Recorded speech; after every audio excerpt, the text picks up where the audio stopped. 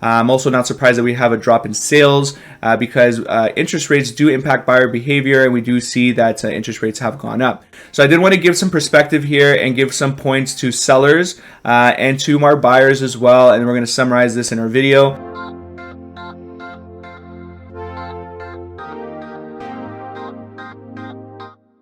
So for the sellers, I just want to remind you guys that purchasing power has dropped, and we know why that's happened. Obviously, rates have increased globally, and initially the whole world dropped their interest rates as well in 2020 in order to kind of stir up economic activity. It was needed at the time. We were literally giving away free money to people for them to be able to kind of still keep the economy going. We need spending. We need that activity for us to be healthy, and that's why they did it. We literally had a 2% drops. We had 1.5% drops, guys, which is an incredible rate back in 2020. But now we're literally 3 points or 3% higher on our fixed rates. We're closer to that 4.5%, and that's a big difference. Just to kind of put it in perspective, I don't have a screenshot of this, but I did do some math, and I see that if my budget for my mortgage is $3,200 per month, and my interest rate was 1.5%, which was what we were getting last year, some people, I could afford an $800,000 property, $800,000, okay? But now at our fixed rates of 4.5%, which it's kind of around there, you can ask your lenders, they'll probably tell you the same. For that same $3,200 per month mortgage budget, now I can only afford a $578,000 property. So we're almost just a little bit over a $200,000 difference in purchasing power just because of the interest rate. And for that reason, not everybody can spend 1.3 on a property because their budget is severely impacted on a monthly basis due to interest rates. Okay, so this has directly impacted buying activity, and this is why you're seeing a lot less buyers at your listing and submitting offers. But it's all relative, right? Because from the buyer perspective, if you're having a higher interest rate and you're paying a lower price point, then typically what we're seeing is that you can still pretty much get a similar home. It's just that from the seller side, you're not going to capture the same price. Okay, now that's not the same everywhere in the GTA. Obviously, I always make this point that Pickering or Durham is very different than Mississauga, very different than Newmarket, than the city of Toronto. These are all kind of micro markets that have their own thing going on. And what you can do below is a link to our monthly newsletter sign up. We do send out information on all the micro markets, so you see exactly what's going on in Mississauga, what's going on out in Durham, for example, and Toronto and Brampton. All these different micro markets, so you have an idea of what the months of inventory is. Are we getting closer to a balanced market? What the average price point is in those markets? And we send that stuff out every single month in addition to this video. So down below, if you want to sign up for that, that's definitely something to do. Actually, towards the end of this video, I'll give you an example of what that looks like. And that way, you'll be informed every single month of what's going on in your marketplace. But yeah, the purchasing power is definitely different. And so really, at the end of the day, we're below the peak pricing of February, March of this year. That is the truth. That is the fact. And I think that, pretty much everyone's kind of aware of this now. Whenever I speak to clients, follow up with people, this is one of the first things they're asking me. Hey, how's the market? It seems like things are dropping. You know what? They have. We saw the chart at the beginning, that really steep incline, and all of a sudden we saw almost a straight line down to the downside, back into the trend line that we were supposed to be in though. Okay, so what does this mean? Lower pricing, non-existent bidding wars are true. That's kind of what's happening right now. However, here in 2022, June 2022, I still have stories in our office of multiple offers for certain properties. And what makes the difference? The difference really is separating yourself from the competition. This is not a moment where you should put cell phone pictures or go to low budget realtors that are not really putting money in towards their marketing. You really need to put effort into your marketing. Marketing is key in markets like this, because if there's 10 houses on the market for sale near your home, then you need to be the best one on the block. And how do you do that? You have to have a solid marketing strategy, and you have to have a solid pricing strategy as well. You have to have a listing expert on your side. For example, we have our in-house staging, which definitely sets us apart and gives us a competitive competitive advantage. We make homes beautiful. We have a lot of contractors and resources available to us to prep the home for sale. This is kind of like our main thing that we always do. We make properties beautiful. Take a look at our other YouTube videos, our recent ones that show you our above and beyond videos as well, that I can tell you 100% has attributed to direct sales. You know, I make sure every agent shows their buyer our videos because it really lets them know exactly what the property is, the neighborhood, etc. And I can tell you for sure that that has directly resulted in sales. That has directly resulted in these particular buyers buying properties that our clients listed. And that makes the difference, right? And we've always done this, whether it's a hot market or kind of a little bit of a cooling market. You always want to go you want to go hard on the marketing because it really does make a difference. You know, even getting that little bit more when the market is hot makes a difference. You know, and in a market like this, when not everything is selling, this is what makes properties sell. We've sold everything that we've put on the market this year, and it's because of these reasons. Okay, so you got to make sure you have a really strong team on your side when you're on the selling side, thinking about making a change. Okay, now having said that, the other point I wanted to make is that you're still capturing a really good price as a seller. I showed you in the stats here that we're still above even pricing from fall and winter of last year. You know, we're still above about, you know, just under 10% above May of 2021. So guys, I mean, like, most people that have been in their homes for a few years have equity still, and you're still going to capture a profit. And you're going to go into a buying market now where it's less competition, and you're going to buy property probably for a lower price as well. So those things are relative at the end of the day. Now for my buyers, a couple points for you guys. You know, as I mentioned before, purchasing power is down. However, like I said, it is relative because even though interest rates have increased, you're going to go out there and buy a property at a cheaper rate. What we've noticed is that it's still, you know, it hasn't drastically impacted what you can actually get.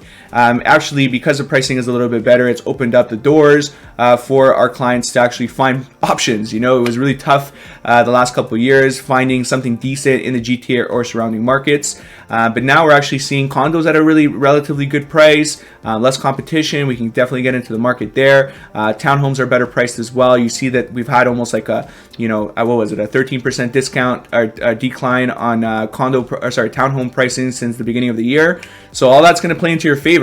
And at the end of the day as well, we want to think long term. You know, I'm going to challenge anyone who really thinks that in the next 5 to 10 years we're not going to have higher prices than we're seeing today.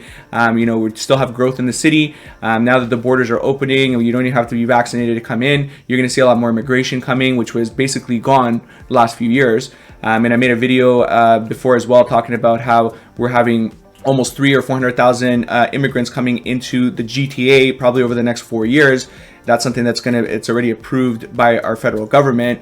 So, I mean, hey, where are these people going to go, right? I mean, that's, you know, they're going to come into housing, and we're going to have some strong growth into the future for sure. Another thing that I want to point out is that interest rates have risen, okay? I mean, I was, you know, not necessarily screaming, but I was strongly suggesting to people get their pre-approvals in the last few months because we know that the interest rates were rising. You could have locked in, you know, under 3% variable rates, but now they're at 3%.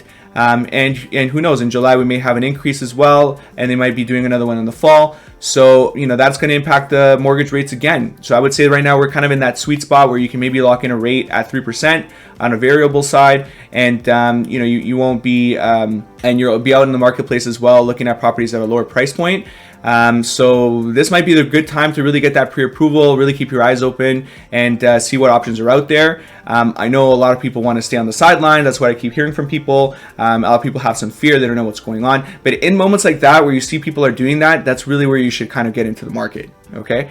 Believe me, you know, I've seen this play out many times. Real estate is cyclical. I've seen up markets, down markets, and it tends to be that when there are those down markets, it's really hard to predict when things turn around. And all of a sudden, when you get ready to actually purchase, it's because you see other people doing that, and then you kind of like missed the boat already, right? You weren't ready, you weren't prepared with a pre-approval, and all of a sudden you're buying at the same price or higher than what you could have in moments like right now. Okay, so if you did want to look into that, obviously get in touch with us, guys. We'll connect you with people to get you a pre-approval, and we'll see what's out there, right? I mean, there's no bidding wars, like that's reduced drastically. You can negotiate one-on-one with a seller, and we've been getting deals. There's definitely deals out there. Okay, a couple of notes here for investors, guys. You know, interest rates are going up. Obviously, that's going to impact our monthly rate, but at the same time, we've seen that rental rates have gone up as well. Tends to be that when interest rates go up, Rental rates also go up because there's a lot of people going into the rental market versus purchasing. That's actually what's happening right now. There's an uptick there. I can tell you for sure in the downtown market for condos, specifically, 1 bedrooms are in that 2,000 range or more, whereas, a couple months back, we might have been under 2,000, and we're even having bidding wars on the nicer stuff. Same thing goes for our favorite properties, which is like bungalows or like back splits, side splits that have 2 or 3 units. We're at like 4,000 or more in rental rates, already city dependent. But really in the Niagara region, if you get a 3-unit in the city of Toronto, that could work. In Durham, like Oshawa, for example, we're getting better pricing as well. And we're seeing that if you're buying a property in that $700,000, $800,000, maybe even $900,000 range, if you're able to capture anywhere from $3,700 to like $4,200 per month in rental rate, like $2,500 upstairs, maybe $1,500 downstairs, more or less, that's really still cash flowing for you, okay? Because you're not paying that much on your mortgage rate, even at 3%, okay? So, you got to really take a look at those options. They do exist. And if you have positive cash flow or coverage, then I would get into the market, let your tenant pay for your bills, let them pay down your mortgage, let appreciation work in your favor, because if you're holding this for a long time, which is what I advocate, long-term buy and holds, you're going to thank me in 5 years from now once this property is worth more than it is today. And we obviously do a really, really strict tenant selection process. We don't just pick everyone. We really reject a lot of people. And this is because even in my own personal experience, I've had to garnish wages. I've gone to eviction status on the landlord tenant board because I try to help people out, and they screwed me over, right? And so now I'm not really nice.